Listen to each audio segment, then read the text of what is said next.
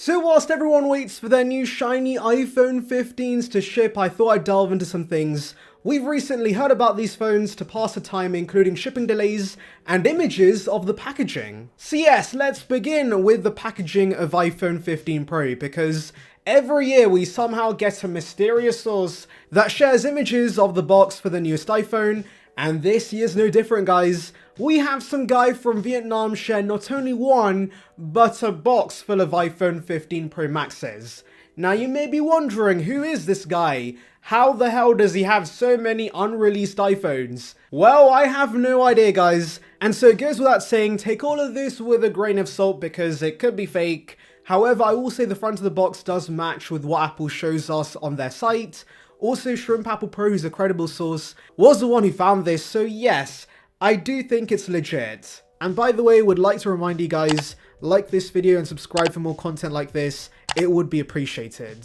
Now, fun fact, back when leakers were literally bored and had already leaked everything to note about the new iPhone, there were sources fighting over how the box will look. Yes, the box that you're gonna look at once when unboxing the phone, and then you're probably gonna chuck it in your closet for it to rot in there forever. Anyways, one source said the wallpaper on the box could have an S shape to it, but another source swooped in and said no, that's not gonna be the case, it'll be this weird hump instead, and I'm happy to say Mr. Hump was right. So well done, I guess.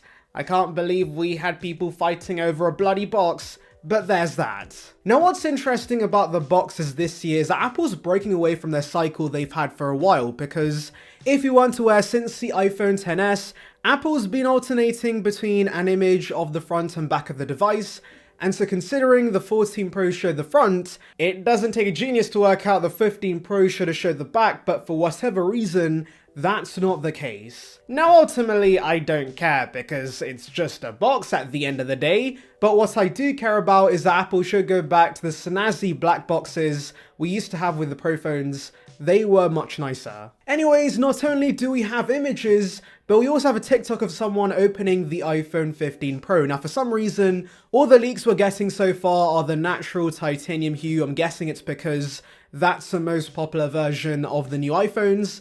And yeah, this looks like an iPhone, guys. There's not much for me to talk about because I'm sure you guys have seen hundreds and hundreds of iPhone unboxings, and this basically looks like that, but with a new phone. However, I will say that much like the image of the box, this could be fake of course, so take it with a grain of salt. Also, I will say unlike in previous years where the new iPhone colors looked completely different in person compared to how they're portrayed on the site, natural titanium actually looks basically as one would expect it to look. I guess it's not hard for Apple to portray slightly different shades of grey on their site, but yes, if you were worried about the new iPhone colours looking drastically different in person, do not worry guys, they are still very bland and boring colours in person as well. I finally want to talk about the shipping dates for iPhone 15 because these sure are slipping fast. We're mainly seeing the 15 Pro Max sell out. There's 7 to 8 week delays in the UK, as well as other countries. And so you may be thinking, wow, people sure are in a rush to spend thousands of dollars on a new iPhone. And well, yeah, that's partly true because Apple sheep always rush to pre-order on day one so they get their shiny new phones as soon as possible. But also remember that before the 15 had released, we had heard production was limited for the 15 Pro Max and the Apple suppliers were having issues with the telephoto sensor. So more than demand being ridiculous for these phones, the main reason we're likely seeing dates slipping faster than usual is because Apple only had 5 15 Pro Maxes at launch, and they have to go and produce more of them now. Jokes aside, you can see how supply constrained the Pro Max is by looking at the shipping dates for the regular Pro because that's only facing 2 to 3 week delays, and in the past both sizes usually see similar delays. But clearly this time Apple has a lot more regular Pros ready to release, hence why their dates have not slipped as much. Though yes, unlike the 13 and 14 Pros, the 15 Pro Max does have exclusive features that might push more consumers towards the bigger size. Ming Chi Kuo actually said this in a recent report,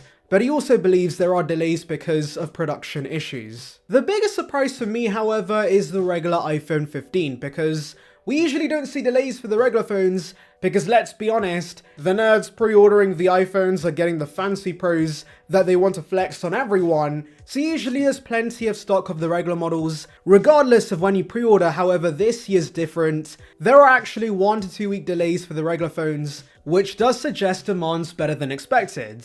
In fact, even the Plus seems to have decent demand this year, which is the real surprise. And while it seems everyone's been watching my video that I'll leave in the description because, as I recently said, I think the regular 15 is better value compared to iPhone 15 Pro, because compared to last year with how minor of a refresh the regular iPhone 14 was, a lot of us instantly recommended the iPhone 14 Pro because it actually had some new features. But now the 15 has caught up in a lot of ways, with the island, the 48 megapixel camera and more, so there's really not a lot you're missing out with the regular phones. Also remember that in several countries, like here in the UK, the prices did drop a little across the boards, so I can wholeheartedly recommend the base iPhone 15 for £799 or dollars. It's a very solid device, and there's really no must-have features with the Pros, in my opinion, that justify the higher price. By the way, as a side note, I do want to mention, the pre-orders were a bloody mess.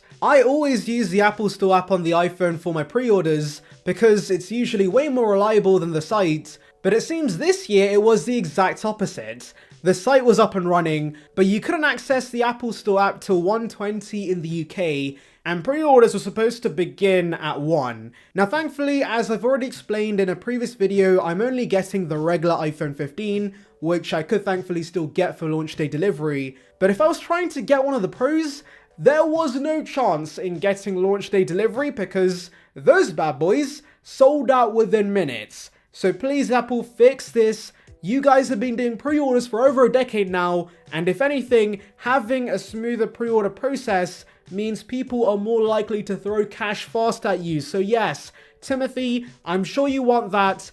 Fix pre-orders right now. Anyways, orders already shipping out, including mine. And so if you think that means your iPhone's gonna get to you early, it won't. Apple's quite strict in iPhone orders only getting to you on the 22nd, and there is a 0.00001% chance of you getting it early. So yes, sorry to crush your dreams, but there's still gonna be a few days of you looking out the window, hoping for your iPhone to arrive. Anyways, let me know your thoughts in the comments, make sure to like and subscribe for more content like this, and thank you for watching. And here are some of the new changes I've loved using after testing the beta for a few months.